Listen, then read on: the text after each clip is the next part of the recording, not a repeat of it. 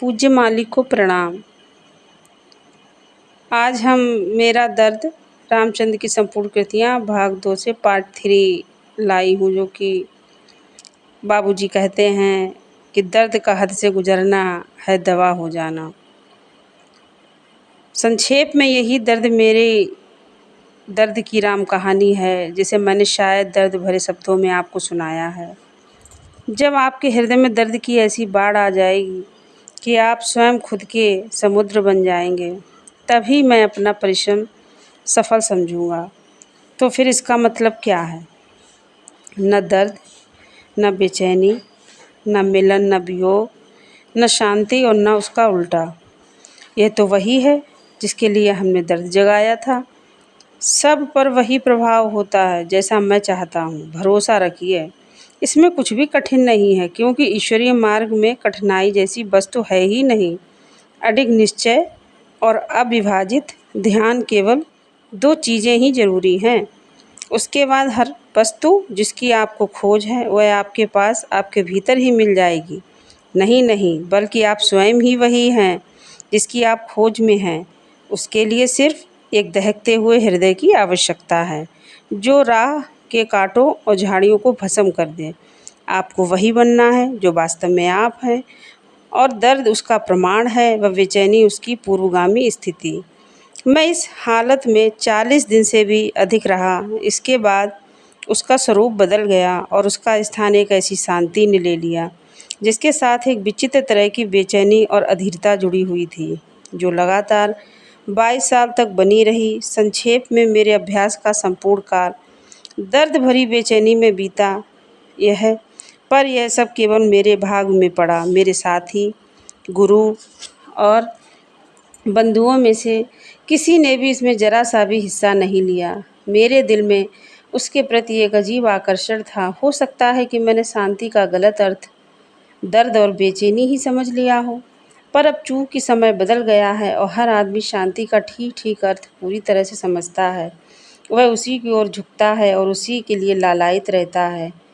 इस तरह का विचार मेरे दिमाग में कभी नहीं आया और मेरा नाम इस प्रकार कलंकित होने से बच गया, जिससे सिद्ध होता है कि मैंने गुरुदेव को मुझे शांति प्रदान करने के लिए बाध्य नहीं किया।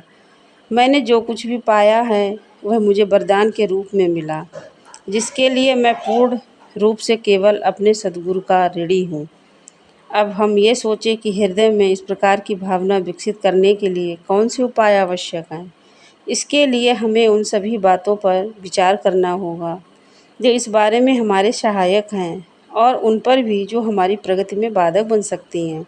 जीवन भर के अनुभव के बाद मेरे ध्यान में आया कि इस मार्ग में सबसे बड़ी बाधा हमारी पक्षपात और पूर्वाग्रह की भावनाएं हैं, जिन्हें मोटे तौर पर अहंकार का ही एक प्रकार मान सकते हैं। यह अनेक रूपों में विद्यमान रहता है, जिन्हें हर व्यक्ति जानता है। मेरा कथन एक उदाहरण से स्पष्ट हो जाएगा। अगर कोई राजा हर घड़ी ये सोचता और कहता है कि मैं राजा हूँ, तो वह अपने चारों ओर लगातार स्थूलता और ठोसता की परतें जमाता चला जाएगा। उस हालत में सब उसे मिथ्याभिमानी और घमंडी ही कहेंगे। जब यह हालत सीमा लांघ जाएगी तो वह दूसरा रावण बन जाएगा, जिसके अनेक सिरों में एक सिरे गधे का था, जो उसकी मूर्खता और धृष्टता का प्रतीक था। राजा स्वयं अपने आप को राजा समझे, इसके बजाय लोग उसे राजा समझे, वही उपयुक्त होगा। अपने आप में जो विनयशील और दयालु होना चाहिए, निर्बलों और गरीबों का सहायक, तभी प्रजा का सम्मान प्राप्त करने में वह समर्थ होगा। जब कोई अपने को छोटा और नीचा समझता है, तभी वह उच्चता के शिखर पर चढ़ जाता है।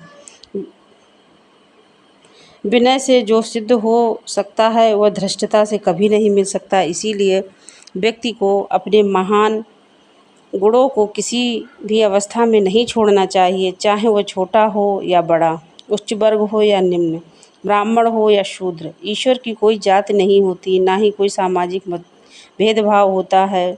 अतः मनुष्य के बीच में इनको लेकर कोई भेदभाव नहीं होना चाहिए। यह ईश्वरीय गुण है और प्रत्येक को इसे अपने भीतर विकसित करना चाहिए। इसके बजाय यदि हम अपने से नीचे वालों को, छोटों को घृणा की दृष्टि से देखते हैं, तो हम अपने कर्तव्य के मार्ग से च्युत हो जाते हैं ईश्वर सब में बसा हुआ है, इसीलिए किसी से भी घृणा करने वाला कोई औचित्य नहीं है। प्रगति के पथ पर बढ़ता हुआ अभ्यासी स्वतः एक समय पर स्थित हो जाता है। कबीर ने बहुत सुंदर ढंग से अपनी साखियों में से एक में कहा है कि नीचे कुल में जन्मे हुए सद्गुरु की शरण पाकर अनंत कृपा से पार उतर गए, परंतु ऊंचे कुल वाले उच्चता के अभिमान से भरकर अंत में डूब गए। धन्यवाद।